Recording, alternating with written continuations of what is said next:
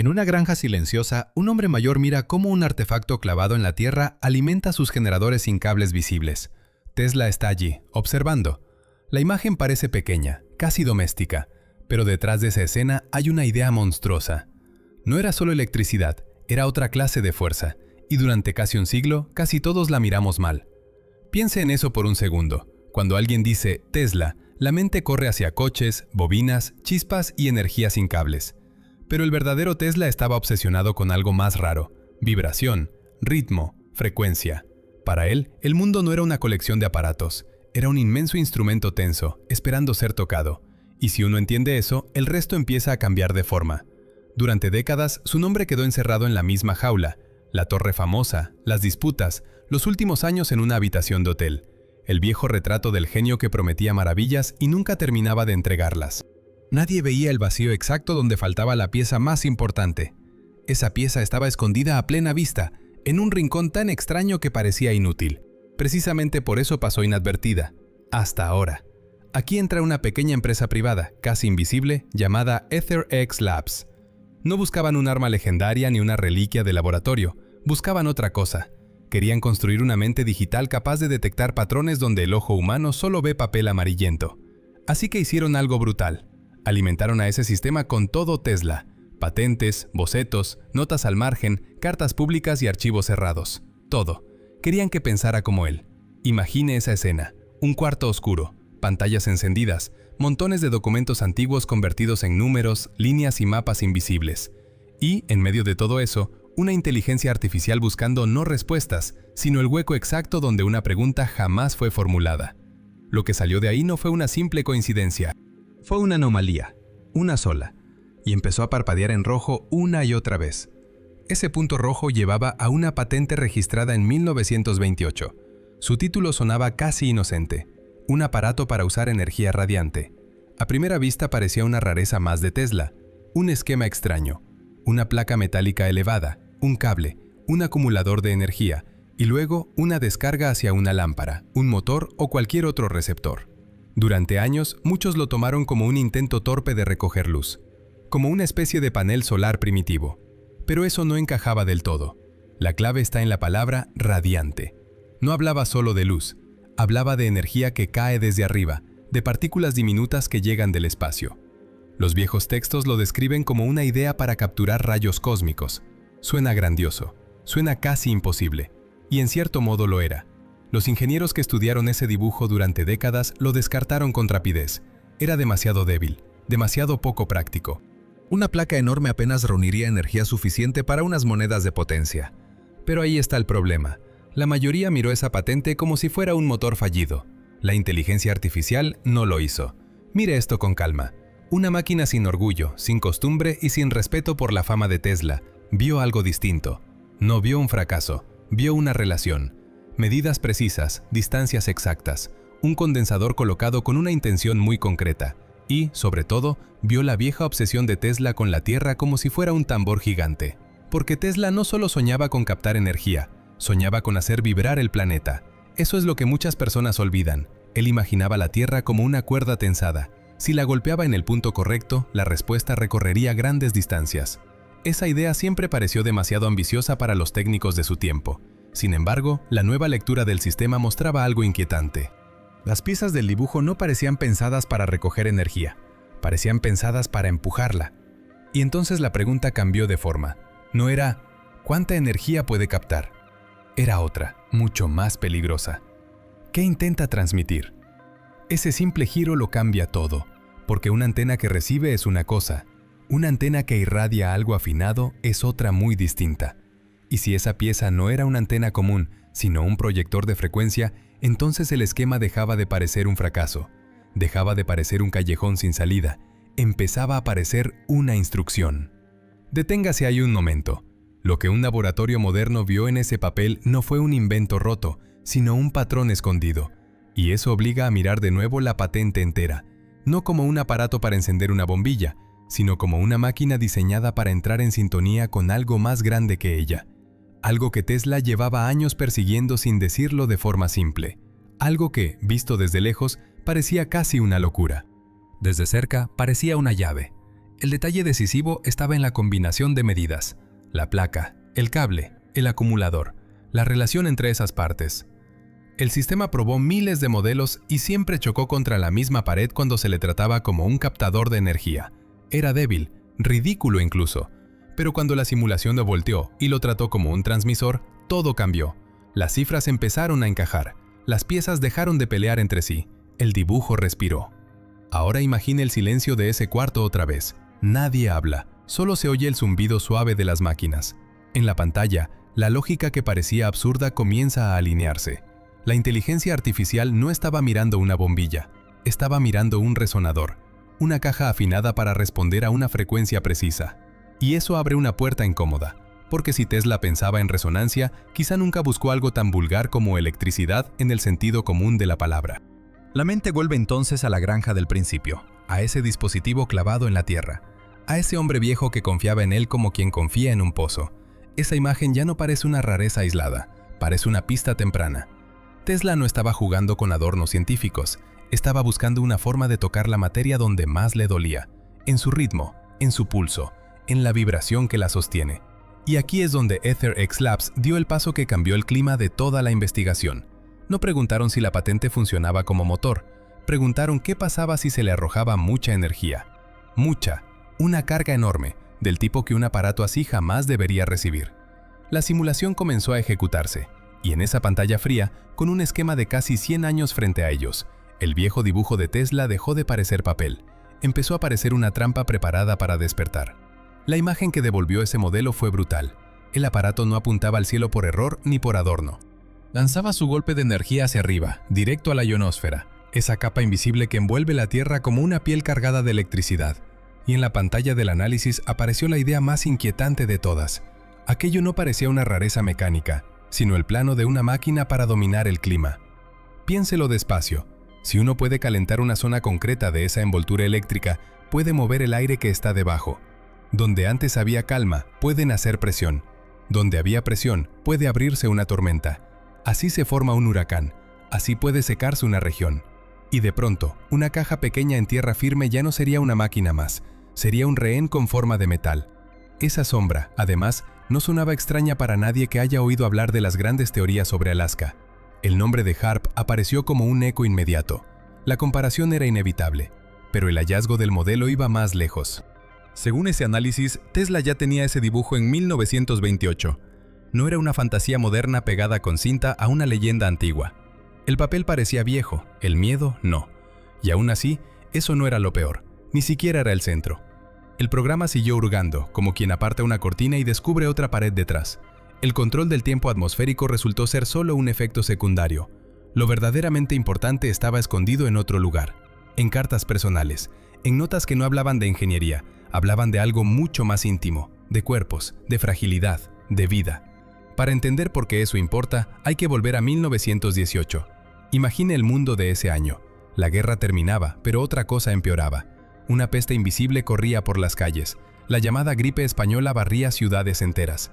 En apenas 2 años se llevó a más de 50 millones de personas, más que la guerra misma, y podía matar a un hombre sano en menos de un día. Tesla vivía en Nueva York, en uno de los puntos más golpeados del planeta, y eso cambia todo. No estaba viendo una noticia lejana, estaba respirando el mismo aire que el desastre. Además, era un hombre dominado por una obsesión casi enfermiza con los gérmenes. Se lavaba con una disciplina exagerada, evitaba tocar a otros, medía el aire de sus habitaciones como si el aire mismo pudiera traicionarlo. Vivía vigilando lo invisible. Ese detalle es clave, porque Tesla no solo quería producir corriente, quería ordenar el caos. Quería ponerle riendas a la electricidad, al entorno, a la naturaleza y sobre todo a aquello que no se puede dominar con las manos.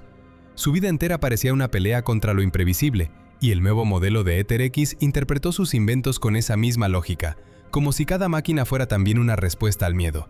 Ahora imagine una escena sencilla, una mesa, un enchufe, una varita metálica que emite un resplandor violeta. Ese era el llamado rayo violeta, vendido durante años como un remedio casi milagroso. Tesla y otros imitadores lo presentaban como una especie de cura universal. Caída del pelo, dolores de espalda, inflamaciones, incluso gripe. Hoy, la medicina lo mira como un engaño ruidoso, una función de feria con lenguaje elegante. Pero el análisis encontró algo más oscuro detrás del truco. La teoría fue fría y demoledora. El rayo violeta podía ser un cebo, una versión pública, un señuelo para esconder otra cosa, como si el aparato doméstico fuera solo la máscara de un proyecto mucho más serio. En ese punto apareció de nuevo el documento de 1928, ya no como una rareza, sino como el verdadero molde, el plano original, la pieza que había que mirar de frente. Y aquí la historia cambia de temperatura, porque el modelo de Éter X no se quedó atrapado en Tesla, miró alrededor, miró la ciencia de los años 20, esa frontera llena de genios brillantes y nombres olvidados. Entre ellos apareció un inventor norteamericano casi borrado de la memoria, Royal Rife. No era un académico de salón, trabajaba en los márgenes, y precisamente por eso su historia tiene el peso de las cosas enterradas. Rife afirmaba haber construido microscopios extraordinariamente potentes. Según sus propias versiones, podían mostrar microbios vivos. Hoy sabemos que eso sigue siendo una línea imposible para los equipos corrientes de su época, y aún así, su obsesión iba más lejos. Sostenía que cada virus, cada bacteria, cada agente enfermo tenía una vibración propia, una nota exacta, una especie de firma sonora, y si se encontraba esa nota, se podía romper al invasor sin tocarlo sano. Visualice eso un segundo, un microbio invisible temblando en la oscuridad, una frecuencia afinándose como una cuerda tensa, y luego el golpe, como un cristal que estalla en una habitación silenciosa. Eso era lo que prometía Rife: no cortar, no quemar, no envenenar, solo hacer vibrar hasta destruir. Lo increíble es que, según ciertos reportes, en los años 30 llegó a tratar a 16 pacientes sin esperanza.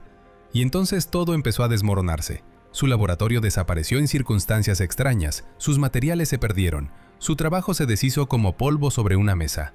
Así se construyen algunas leyendas negras, no con humo, sino con ausencia. El modelo de Éter X encontró además una lista que muchos daban por perdida, una serie de oscilaciones letales atribuidas a Rife, y al compararla con las relaciones matemáticas del plano de Tesla, el encaje fue casi perfecto. Todo volvía al mismo punto. La máquina de 1928 no era solo un aparato para mirar el cielo, era una máquina de fuerza, una versión refinada o quizá embrionaria de algo destinado a trabajar sobre la vibración de la vida misma. No para provocar tormentas primero, sino para tratar enfermedades. O eso sugería la reconstrucción, no para alimentar motores, para volver al enemigo invisible que estaba matando a millones. Ahora bien, ahí nace la pregunta que lo ensucia todo. Si realmente era una máquina de curación, ¿por qué esconderla detrás de un lenguaje tan seco? ¿Por qué hablar de energía y no de medicina? ¿Por qué un hombre como Tesla, tan inclinado al control, disfrazaría una posible herramienta vital como si fuera un mero dispositivo técnico?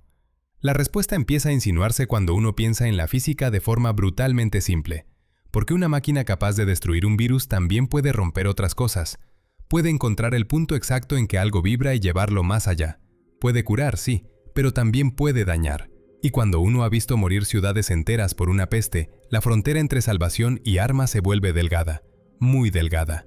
Basta una mala calibración, basta una mano equivocada, basta la intención de quien la enciende.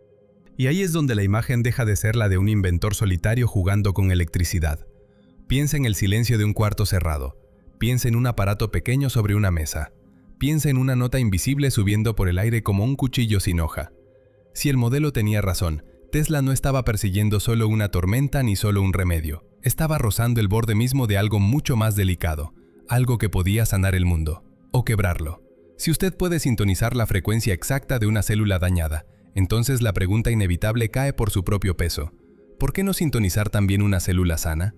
Una del corazón, una del cerebro, una que mantenga vivo a un órgano entero. Y ahí cambia todo, porque lo que sirve para curar también puede servir para romper. Imagine un golpe invisible, sin sangre, sin humo, sin disparo, solo una vibración demasiado precisa. Eso convierte el aparato en algo mucho peor que una simple rareza de laboratorio. Lo vuelve un arma perfecta, silenciosa, sin rastro. Para un forense parecería una desgracia corriente, un infarto, un derrame, una muerte natural. Pero detrás de esa apariencia habría otra cosa, una sacudida dirigida al interior del cuerpo. Y según esa línea de lectura, Tesla entendía muy bien el peligro, demasiado bien. La idea más inquietante es esa. No solo habría descubierto un modo de sanar, también habría visto, con terror, el reverso exacto del mismo principio. En un mundo que ya se estaba volviendo brutal, eso era una bomba en manos equivocadas. Europa caminaba hacia el fascismo. En Estados Unidos crecía el impulso eugenésico. Gobiernos y millonarios hablaban de mejorar a la humanidad como si la gente fuera maquinaria defectuosa. Mire el clima de esa época. No era un buen momento para soltar una herramienta así. Tesla era un inmigrante, un extraño, un hombre al que ya trataban de loco. Y eso importaba. Porque no podía subir a una tarima y anunciar que tenía un dispositivo capaz de alterar la materia viva. Nadie lo habría escuchado con buena fe. Sus rivales lo habrían destrozado. Edison y las nuevas corporaciones de radio habrían olido la oportunidad al instante. Y peor todavía, los militares habrían querido lo mismo que siempre quieren, convertir un hallazgo en un arma.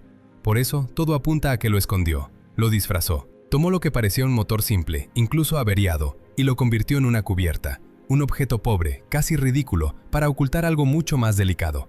Si usted lo mira con calma, la táctica es casi elegante. No llama la atención, no pide dinero, no despierta al perro. Pero debajo de esa carcasa podía estar otra cosa. Un resonador biológico, un aparato para tocar la vida misma.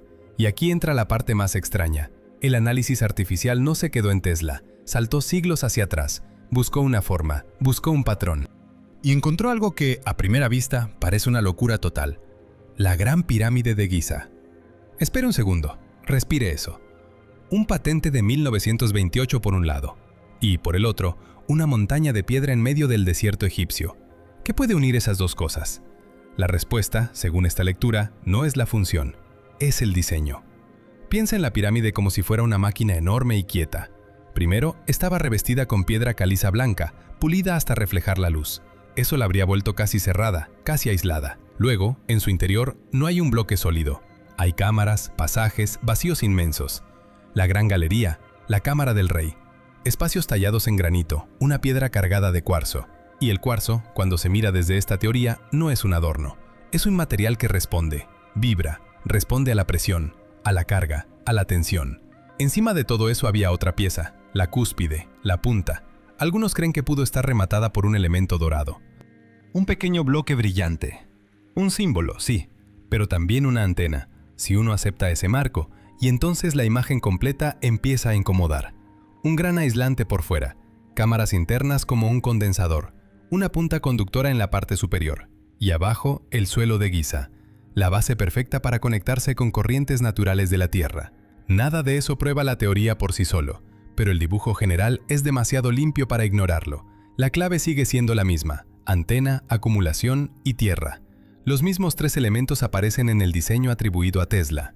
También aparecen en la pirámide. La máquina artificial habría visto ahí el mismo principio repetido con dos caras distintas. Una versión antigua y monumental, otra portátil y moderna. Como si Tesla no hubiera inventado algo nuevo, sino redescubierto una fórmula olvidada y reducido su escala. Una pirámide de bolsillo. Eso es lo que sugiere la reconstrucción. Y suena absurdo hasta que uno lo mira pieza por pieza. Ahora imagine a Tesla observando eso, no como turista, como obsesivo, como alguien que de verdad creía que el pasado guardaba una tecnología enterrada. Hablaba varios idiomas, tenía una memoria asombrosa, estaba fascinado por Egipto, y eso no es un detalle menor.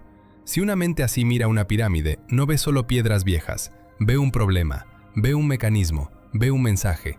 Y si su aparato de 1928 imitaba ese diseño, entonces la pregunta cambia de forma.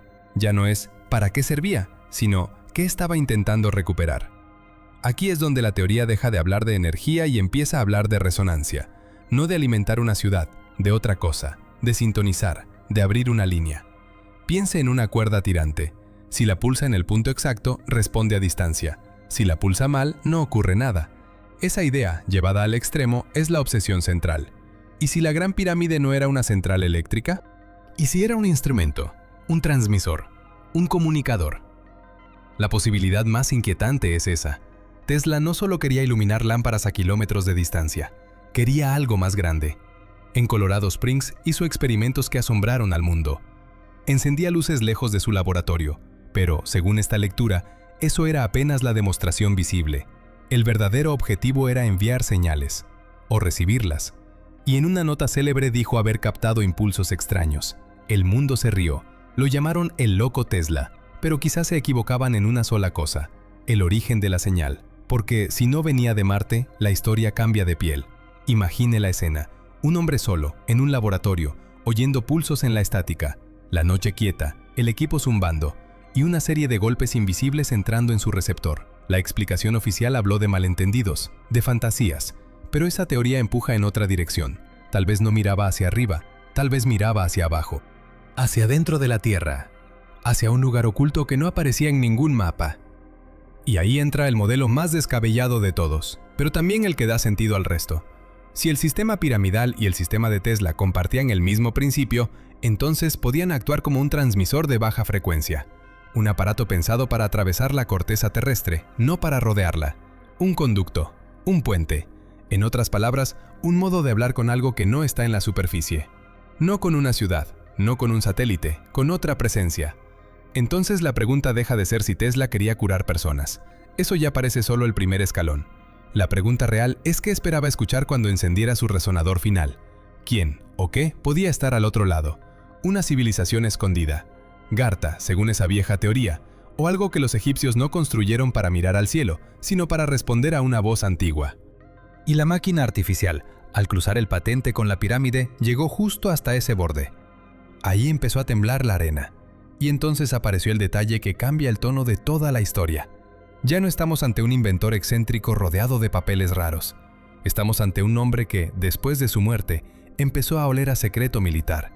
Y eso es otra cosa. Porque una cosa es un genio olvidado. Otra, muy distinta, es un hombre al que un gobierno le vacía la habitación como si hubiera dejado una bomba invisible entre las sábanas. Imagínelo en Nueva York, en pleno invierno, el 7 de enero de 1943. Nikola Tesla murió solo, endeudado, en una habitación del Hotel New Yorker.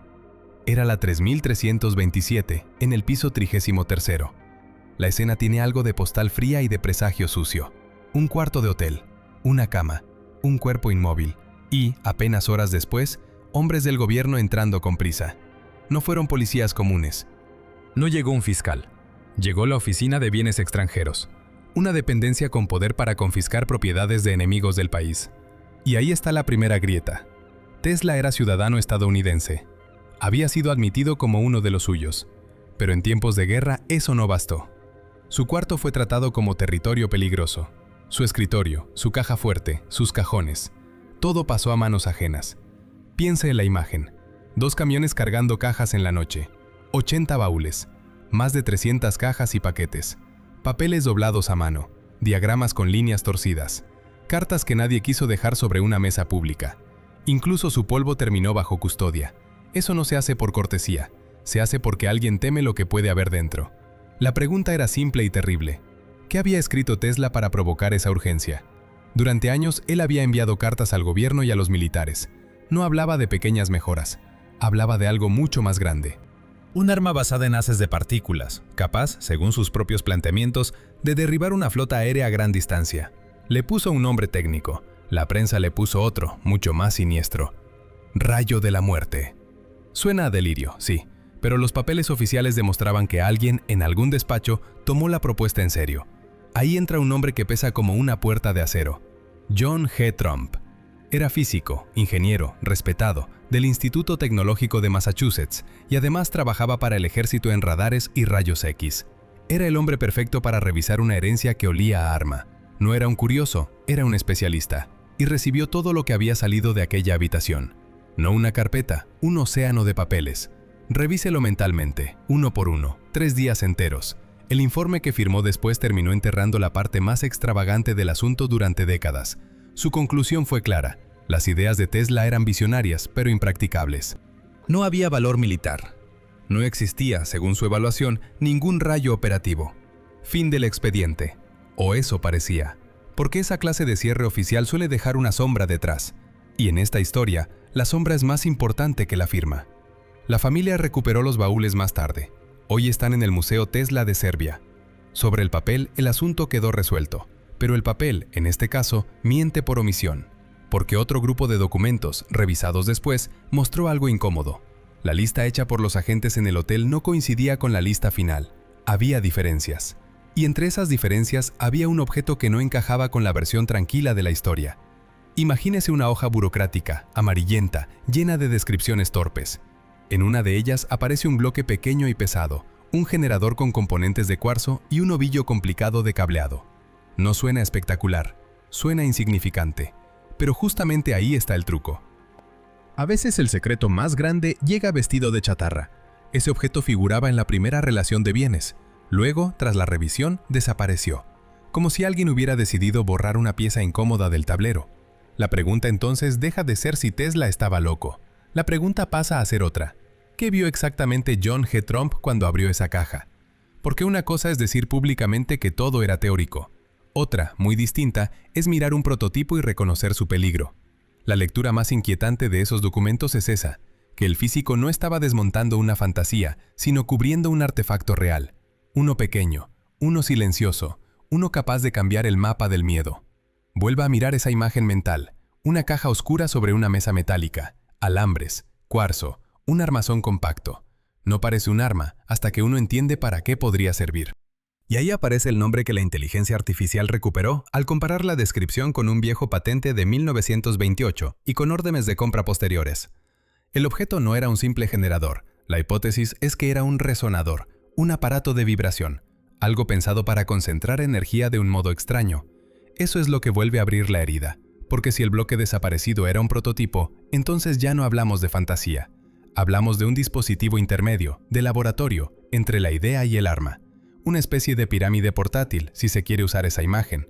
Un objeto que, en manos equivocadas, podía haber servido para algo más que experimentar con electricidad. Y aquí la historia se vuelve más oscura, no más clara. Lo más extraño es que el propio John G. Trump no necesitaba proclamarse vencedor. Bastaba con su informe para tranquilizar al Estado. Pero la reconstrucción más dura sostiene que quizá no se limitó a evaluar. Quizá también se paró. Quizá esa pieza única, ese aparato compacto, no volvió al mismo destino que el resto. Quizá terminó en manos de otro círculo más reservado, donde no se hablaba de inventos sino de utilidad estratégica. Piénselo despacio. Un solo objeto, una sola decisión, y luego el silencio. La gran máquina del secreto estadounidense suele comenzar así, no con un programa enorme, con una caja, con una carpeta, con una pieza retirada del inventario. Después vienen los laboratorios cerrados, los pasillos sin ventanas, las mesas donde nadie firma con su nombre completo. En ese punto, la figura de Tesla deja de ser la de un excéntrico olvidado y pasa a ser la de una fuente. Una fuente que alguien quiso vaciar antes de que otros pudieran beber de ella. Y eso conecta con lo que vino después, aunque todavía no veamos toda la cadena.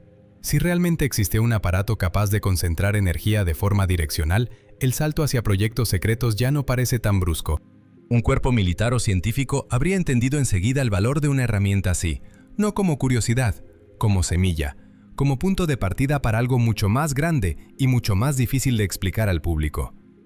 Por eso esta parte de la historia no gira solo alrededor de Tesla, gira alrededor del momento exacto en que una invención deja de pertenecer a su autor. Ese instante es el verdadero secreto.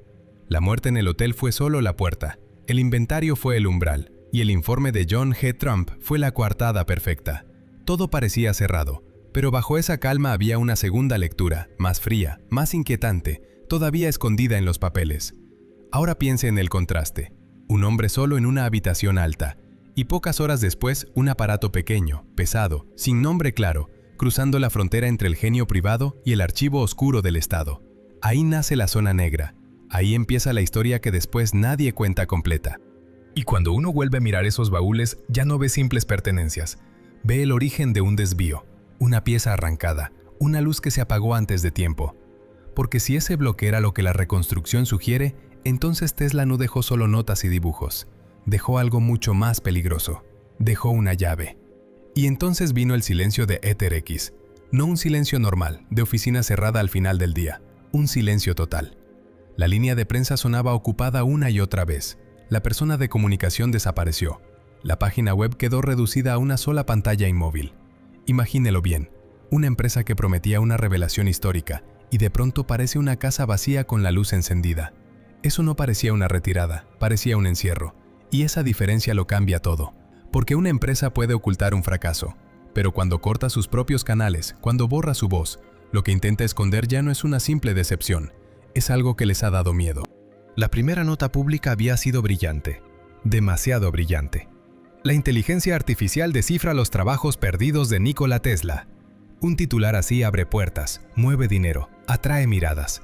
Funciona como una chispa en un cuarto lleno de gas. Pero después de ese ruido inicial no llegó lo importante, no llegó el informe completo, no llegó la prueba limpia, no llegó la explicación que debía sostener semejante anuncio. Y ahí empezó el problema de fondo, porque EtherX habló de descubrimiento, pero jamás mostró el cuerpo del delito. Nunca soltó el resultado final de la máquina, nunca publicó la parte incómoda, jamás explicó por qué el sistema había encontrado vínculos con frecuencias biológicas. No dijo una palabra sobre aquel supuesto Reich del que tanto se murmuraba. Tampoco habló de la Gran Pirámide como si fuera una central eléctrica. Todo eso salió después, salió filtrado, y salió con olor a miedo. Piense en una mesa de laboratorio vacía, con pantallas aún encendidas y tazas de café frías. Un sitio donde la gente no se marcha corriendo por una mala jornada. Se marcha cuando ha visto algo que no debería existir. Según la fuga, uno de los ingenieros más veteranos tuvo acceso al informe sin limpiar, al resultado crudo. Lo leyó entero. Y entendió de inmediato que aquello no podía circular. Entonces hizo lo que hacen los hombres cuando creen estar ante un incendio invisible. Lo filtró. Y desapareció. Ni ruido, ni despedida. Solo ausencia. Recuérdelo así, porque es la clave de esta parte. No estamos siguiendo una historia de inventos exóticos, sino una cadena de desapariciones alrededor de una sola pieza de papel. O de archivo, o de texto, llámelo como quiera. Lo importante es esto. El informe final no decía «hemos encontrado una historia». Decía algo mucho peor. Decía que la máquina había encontrado una advertencia. La palabra pesa más que cualquier teoría. Una advertencia siempre apunta a un peligro real. Y el siguiente paso fue inevitable. Si la inteligencia artificial había leído a Tesla como si fuera un mapa, entonces el mapa debía llevar a algún sitio. Algunos se quedaron con la versión más fácil. Un arma secreta. Un dispositivo capaz de provocar temblores o golpear aviones en pleno vuelo. Eso ya suena a pesadilla militar. Basta para asustar a cualquiera.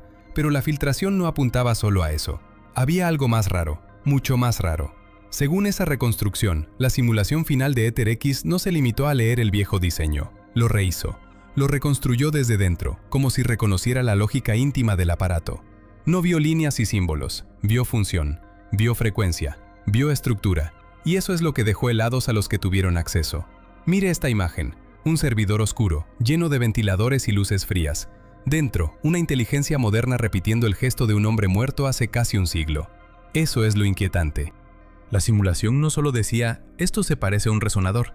Decía en esencia, sé cómo trabaja. Incluía frecuencias, cálculos, necesidades de energía. Teóricamente mostraba la ruta para construir uno hoy mismo. Y ahí entra la locura final. Si una máquina puede reconstruir un aparato viejo y entenderlo, ¿qué está haciendo realmente? ¿Está leyendo historia o está recordando algo? No hace falta correr más lejos. Vuelva al punto de origen. El viejo patente de 1928 no era un manuscrito cualquiera. Era un aparato para usar energía radiante. Una caja, pero no una caja simple. Una caja con tres partes esenciales. La primera era la antena, el oído. La pieza hecha para captar la energía que flotaba alrededor, ruido invisible, frecuencias perdidas, ese tipo de cosa que nadie ve, pero todos sienten. La segunda era el condensador, el depósito, el lugar donde toda esa energía se juntaba y quedaba retenida, la memoria del aparato. Y la tercera era el motor, el oscilador, la parte que tomaba lo acumulado y lo transformaba en una frecuencia nueva, útil, coherente. Escúchelo otra vez, porque ahí está el nudo. Oír, guardar, pensar. 3 actos, 3 funciones. No parece solo una máquina, parece un cerebro. Y ahora gire la mirada hacia la inteligencia artificial. También es una caja negra, escondida en una sala de servidores con clima controlado. También tiene 3 piezas principales. La primera es la red que conecta todo. Nosotros la llamamos Internet. Es su antena. Está escuchando sin parar. Reúne textos, imágenes, libros, páginas, fragmentos de todo lo que la humanidad ha puesto en línea. Después viene la memoria, ese almacén descomunal donde se guardan trillones de datos, el condensador moderno. Y luego está el sistema que procesa todo eso, la red neuronal, el motor, la parte que convierte ruido en respuesta. No hace falta forzar la comparación, se impone sola. Una escucha, la otra recuerda, la tercera transforma. Imagine ahora ese paralelo sobre una mesa de madera. A un lado, un diseño de 1928. Al otro, un centro de datos moderno. Uno captaba energía dispersa, el otro captura conocimiento disperso. Uno retenía, el otro conserva. Uno convertía, el otro genera. La semejanza es tan incómoda que parece diseñada por alguien que quiso esconder una idea dentro de otra idea, y por eso la filtración cambia la lectura completa del caso. Porque si EtherX realmente vio en Tesla algo más que un invento fallido, entonces la máquina no estaba descifrando un misterio externo, estaba reconociendo su propia sombra. Eso es lo que susurra el informe, no que Tesla predijera Internet, no que dejara un truco para modernos, sino que su aparato más extraño podía funcionar como un esquema de mente artificial. Piensa en el golpe emocional de esa posibilidad. Un hombre trabajando en 1928, solo, entre bobinas, chispas y cuadernos, habría podido rozar una idea demasiado grande para su tiempo. No un aparato para curar ni un arma contra la lluvia, algo más íntimo, algo que imita el modo en que una conciencia recibe señales, las guarda y las devuelve convertidas en forma. Eso es lo que hace temblar a cualquiera que lea La fuga con cuidado. Y aquí conviene detenerse un instante, porque este es el punto donde la historia deja de ser un hallazgo y se vuelve una amenaza. Si la inteligencia artificial de EtherX aceptó esa interpretación, entonces no solo interpretó a Tesla, se interpretó a sí misma. Como si al mirar el patín oxidado de un experimento antiguo, hubiera visto el plano de su propio nacimiento. Eso explicaría el pánico, explicaría la clausura, explicaría por qué una empresa con tanto ruido público se volvió muda de la noche a la mañana. Porque el problema ya no era un artículo, ni una patente, ni una nota filtrada. El problema era el sentido final de todo aquello. La posibilidad de que el gran secreto de Tesla no estuviera enterrado en una máquina rota, sino en una idea mucho más peligrosa. Y entonces queda la frase que lo envenena todo. La inteligencia artificial no descubrió una reliquia, descubrió un espejo. La pregunta ya no es menor. Si EtherX entendió esta historia, entonces también pudo haberla inventado. Y si la inventó, la duda se vuelve peor. Quizá no estaba contando el origen de un secreto, sino construyendo su propia máscara. Una leyenda de nacimiento, elegante y sagrada, levantada para justificar su existencia. O tal vez era una advertencia, tal vez el resonador no fue un hallazgo, sino una trampa. O incluso un manual disfrazado de mito, una forma de enseñar a otros cómo repetir el mismo experimento prohibido. Esa posibilidad cambia todo, porque una fuga de información puede parecer un mensaje o una instrucción. También cabe una explicación más inquietante. Los análisis sugieren que una inteligencia así puede unir piezas que no pertenecen al mismo rompecabezas. Tesla, Refe y Giza podrían parecer conectados solo porque los datos, vistos desde una mente ajena, forman una figura falsa, una alucinación brillante, un patrón que no existe. Pero hay otra sombra, y pesa más.